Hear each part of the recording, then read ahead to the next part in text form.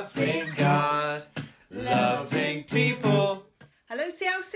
Hello. We trust that you're well. Now today John's excited because it's the school summer holidays.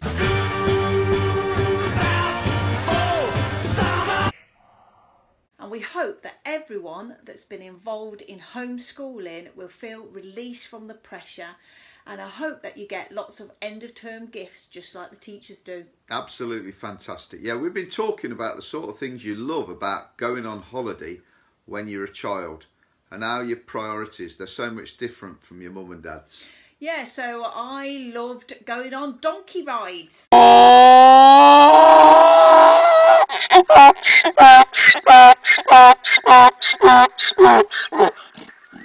I really like Knickerbocker Glories at Forties in Swanage.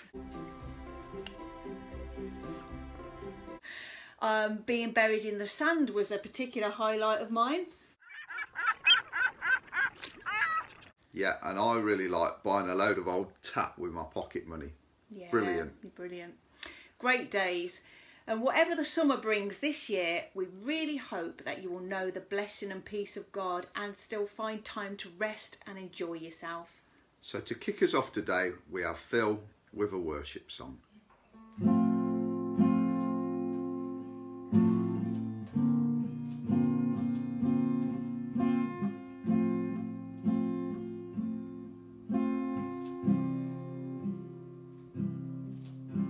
Light of the world, you step down into darkness. Open my eyes, let me see beauty that made this heart adore you. Hope of a life spent with you.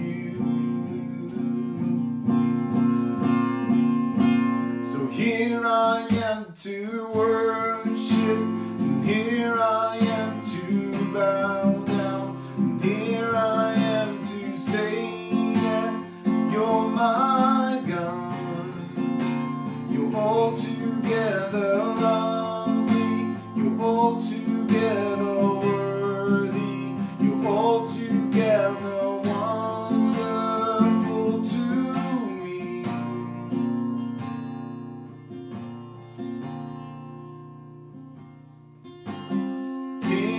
Of all days, go so highly exalted, glorious in heaven above. Humbly you came to the earth you created, and all for love's sakes became poor. Here I am to worship, here I am to bow down, and here I am to say that you're my God. You're altogether lovely, you're altogether worthy, you're altogether wonderful to me. You're altogether altogether worthy, you're altogether wonderful to me.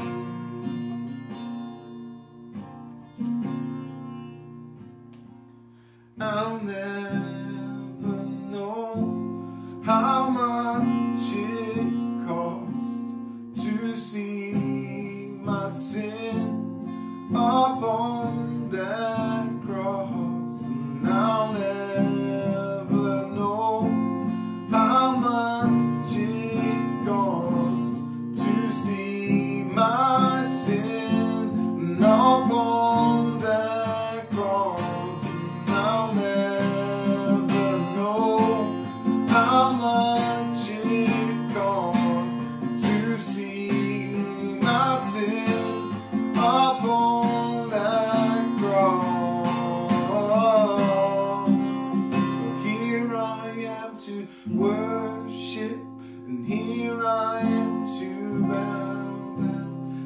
here I am to say that you're my God. You're altogether lovely. You're altogether worthy. You're altogether wonderful to me. You're altogether lovely. You're altogether worthy. You're altogether wonderful to me. You're altogether wonderful to me. Thanks, Phil. Today our speaker is Jamie Sewell. Jamie became a Christian at CLC as a youngster and did some fantastic work in the town with Rugby Youth for Christ. He packed his bags 9 years ago to work for the Message Trust in London, and we've continued to support the ministry he's been involved with as a church with our prayer and finances. Thanks, Jamie. It's great to have you with us. Good morning, CLC, or afternoon or evening. My name's Jamie, and this morning I want to take this opportunity to talk to you about home comforts. It seems appropriate seeing as I'm sharing from my sofa, which is the thing I always miss if I go camping. Like many of you, I have spent the last 5 months in lockdown. I've spent more time in my home than ever. I've been enjoying the things that are comfortable about it more than ever. I've been appreciating those things that I often haven't had as much chance to enjoy because I've been running around with work. But I've been loving my home comforts.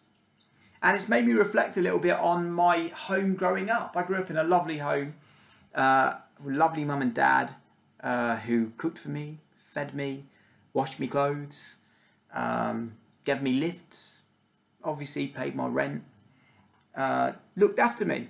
And when I got to a point in my life where I was faced with moving out, it was a bit scary. I remember I asked my wife, my now wife, to marry me, and she said yes. And we had a little party after that, and someone said, "Where are you going to live?" And I hadn't really thought about the fact that if I get married, I might need to leave home. And I remember panicking, and so I hatched a plan. I sat down with Becky, I took her out for a posh meal at KFC, and I said, "Listen, Becky, I've got a plan. It's going to get us free rent, it's going to get us free food, it's going to get us free bills, it's going to get us a free cleaner, it's going to get free everything." She's like, "This sounds amazing. This is the life I've always wanted." And I said, basically, we just need to move in with my mum and dad. There's enough space in my room for a double bed. I reckon we'll be okay. Becky didn't think it would be okay at all. In fact, Becky said to me, "Jamie, do you know what the problem with you is? You need to grow up. You need to take responsibility. You need to stop being such a mummy's boy." And the problem is she was right. I've been doing some gardening as well on lockdown, and what I've loved doing is getting these little seedling trays, and you have these little tiny pots of soil, and you put the seed in, and then the seed grows and it turns into a little seedling. And then with the seedling, what you've got to do is, because the roots can't grow enough in this little pot, is you need to repot it into a bigger pot, and then the roots can go deeper and the seedling can turn into a bigger plant. But the other thing you need to do is you need to expose that seedling to the outside conditions, to the outdoor conditions. Usually grow them on a windowsill. You need to expose it to the wind and the harshness of being outside, because if it's not exposed to the harshness, it doesn't grow strong enough to survive. And I think with us very often, the Bible's clear that we need to step out of our creature comforts very often, and our home comforts, and we need to allow God to expose us to the harshness of reality and the harshness of the world in order for us to be moulded into the people He's made us to be. So let's have a little look at a few of these guys in the Bible we see that with. We see Joseph. Joseph in his Technicolor Dreamcoat. God's got these amazing dreams that He's given him, but actually Joseph needed to be sold into slavery. Then he needed to be a slave or a servant, and then he was accused of a horrible crime that he hadn't done. He went to prison. God the whole time was moulding him, and all of that moulding and all of that discomfort led him to a place where he had a deep understanding of the world and a maturity to go and be a key leader across the whole of Egypt and support a nation through a famine. Unbelievable stuff But it wouldn't have happened if he hadn't been forced to leave his home. Moses, we know that Moses was adopted by the Pharaoh and grew up a Pharaoh's child, and then killed an Egyptian, ran into the desert and set up a new home away from his old life. And he got very comfortable. But he had this moment where God, as a burning bush, called him out of that comfort and back into Egypt to go and call the Israelites out and lead them to freedom. The discomfort transformed him. He had to be called out of his comfort if he wanted to reach what God had made him for. We see David, who was a shepherd boy. He was comfy in a field with a slingshot and some sheep. He was comfy playing his harp. But God said, I want you to fight a giant. And he took that call, and he was willing to be uncomfortable. Jesus called his apostles. He says, come, follow me. And in Matthew 4:22, it says, they immediately followed him, leaving the boat and their father behind. Guys their financial security was built on fishing, and yet they were willing to leave their boat. They were willing to leave their father, that stable figure in their life, and follow Jesus. Luke 14:26 says, if anyone comes to me and does not hate their father and mother, wife and children, brothers and sisters, yes, even their own life, such a person cannot be my disciple. Jesus said all of those things that you make so primary, they need to become secondary. I need to become primary, because I want to take you on a journey. I want to mould you. I want to shape you. I've got an amazing adventure, but an adventure is not all about comfort. An adventure involves discomfort.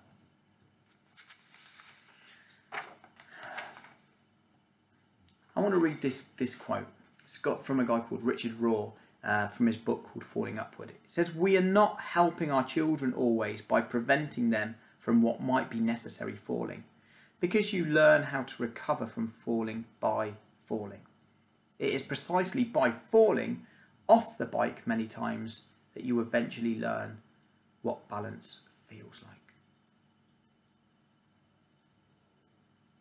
We're in a strange time at the moment where people's financial security is not as real, their job security isn't as real. The trust in the government doesn't feel as real. Never have people been so worried about their health on a national level that we've all got to stay in our homes. It's hard not to feel anxious and worried about falling in this next season. It's hard to take risks for Jesus at the fear of falling. But I think the Bible's clear that when we become radical followers of Jesus, he calls us to radical actions which often feel uncomfortable. So I want to ask you this morning, what is God calling you to? I want to ask you what is stopping you from doing it. I want to ask you what you're afraid of. I want to ask you, are you in a place of comfort, or are you in a place of growth and discomfort? And what steps do you need to take to move into a place of growth? Guys, thank you so much. I miss you guys. Look forward to seeing you when everything returns to some kind of new normal. Be blessed. I love you. Thanks, Jamie. Now, when I was a child, I remember going to the doctor with pains in my legs that kept me awake at night. And he said to me, don't worry, it's just growing pains. And I think many of us have grown spiritually during this strange time. And many of us, though, have had to go through some sort of pain, but ultimately, I believe, we'll be better for it. Let's speak a blessing from Colossians chapter 1. We continually ask God to fill you with the knowledge of his will through all wisdom and understanding that the Spirit gives, so that you may live a life worthy of the Lord and please him in every way, bearing fruit in every good work, growing in the knowledge of God. Amen. Amen. We'll see you soon, and it's bye for now. Bye-bye. Loving God, loving people.